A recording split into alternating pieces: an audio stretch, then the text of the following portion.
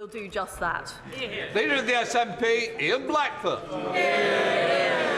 Thank you, Mr. Speaker, and I'm sure the thoughts and prayers of everyone in this House will be with the families that were caught up in the terrible shooting over recess in Kyle and McCall, and indeed in Liverpool as well, and we trust that the families will be fully supported.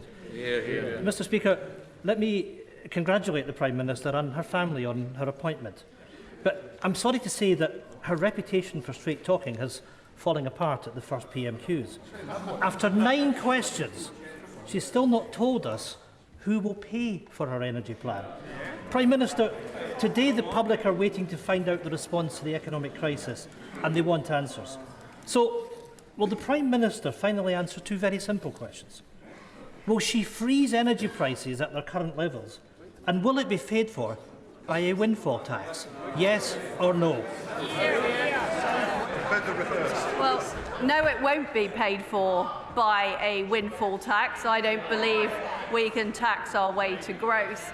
And what I want to see is us using more of our UK energy supply, including more oil and gas from the North Sea, and nuclear power in Scotland as well. And I hope I can count on the SNP's support for that.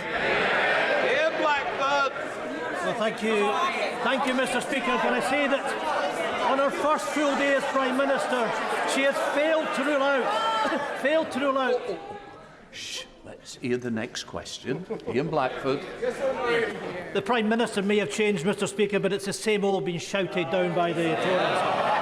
On her first full day as Prime Minister, she's failed to rule out a trust tax on household and businesses, instead of targeting the profits of massive corporations with a windfall tax.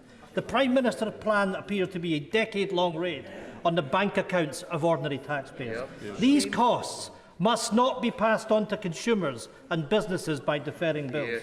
Government must announce an enhanced windfall profits tax, making sure that those oil and gas producers pay their fair share from excess profits. Does the Prime Minister understand that her first act as Prime Minister will now define her? A trust tax that household and businesses will be paying for years to come.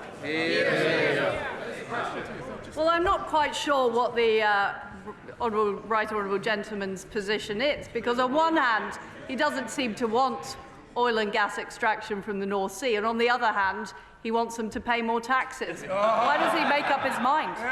Chris Lauder.